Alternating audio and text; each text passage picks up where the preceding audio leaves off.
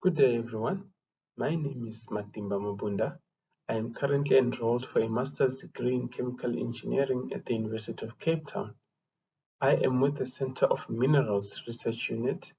My project is on the investigation of the coagulation and dewatering of flotation concentrates.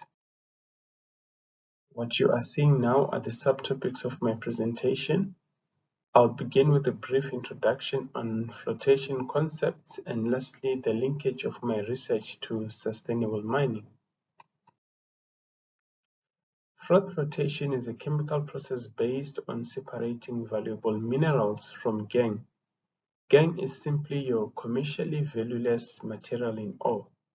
The process happens in water. Desired minerals are imparted with the ability to move upwardly from the water whilst the gangue is driven down to the bottom, as seen on this diagram here. So the gangue will come down near the bottom, whilst the valuable minerals go to the top to the froth phase and ultimately collected here as a concentrate. The whole process is affected by process factors, namely operations, chemistry, and water dynamics. This technology is applied beyond mineral processing industries for its relative effectiveness. Solid particles consisting of both the desired mineral and gangue are fed into a flotation cell consisting of a pulp and a froth phase. The desired mineral is recovered from the froth phase whilst the gangue from the pulp.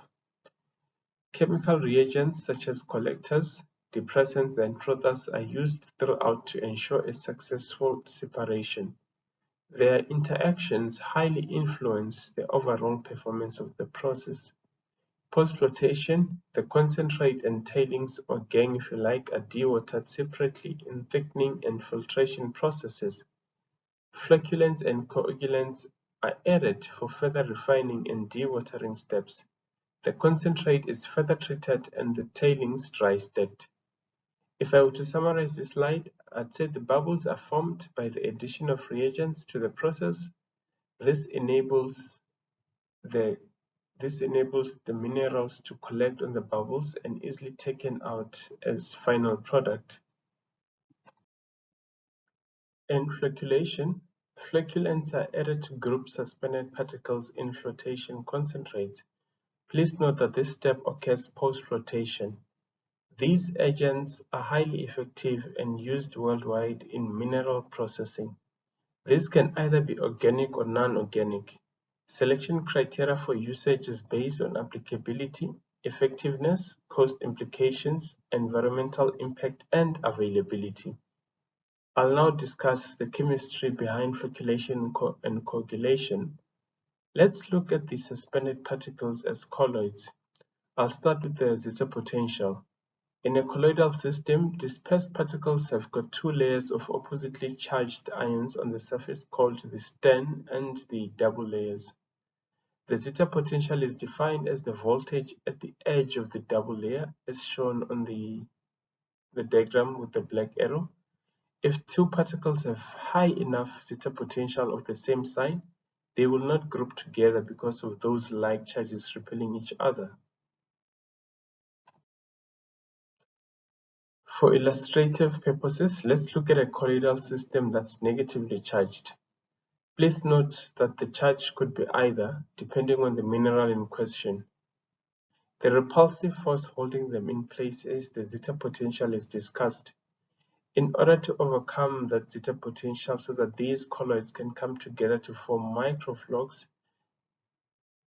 so they can easily settle out, would need to neutralize the negative charge first by addition of positive ions. This neutralization of charge in a colloidal system is known as the coagulation process. In the process, this now allows the particles to be attracted towards each other. Now that we've neutralized the charges, van der Waals forces come into effect, pulling all the particles together.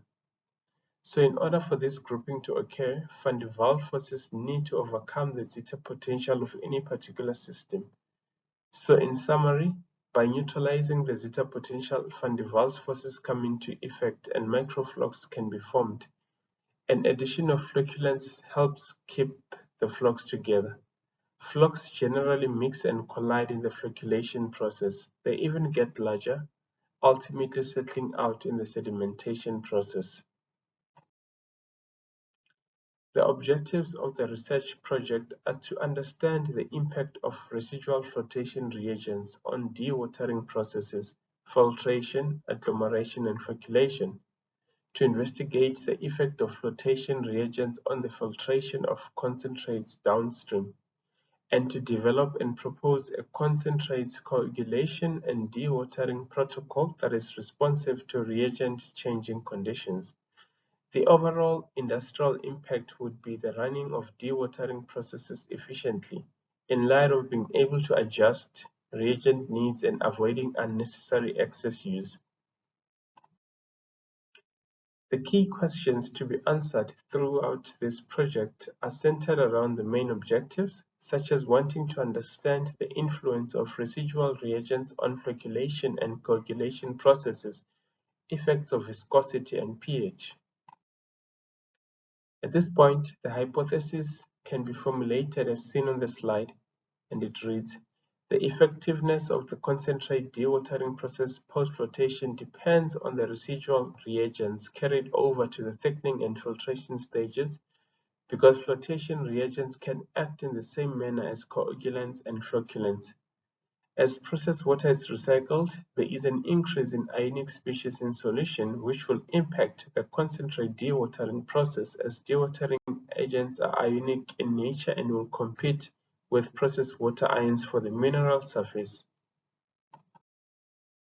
The main components of the experimental work include batch flotations in order to understand and establish a baseline for studying the effects of flocculants and coagulants post-flotation, reagent adsorption studies, as well as dewatering tests by settling of the concentrates.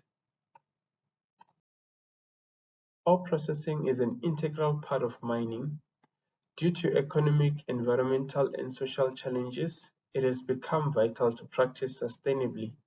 For instance, many near-surface South African platinum group element ores are currently low-grade. Innovative solutions to remedy the situation are needed.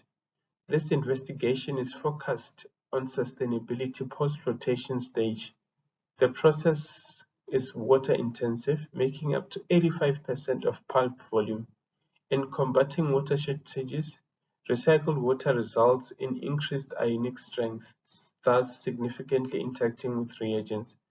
This then brings us to an important question. So in other words, how much of flocculants and coagulants should one add, taking into account the effects of residual reagents?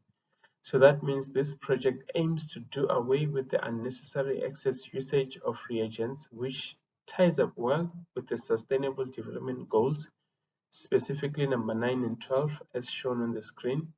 Number 9 focuses on sustainable industrialization and innovation, whereas 12 is on ensuring sustainable consumption and production patterns. I would like to thank my supervisors for their guidance all throughout, including the whole research unit for the great support, as well as Summary and the Department of Science and Technology for the project's financial needs. Thanks for listening to my presentation. I will now take any questions that you guys may have.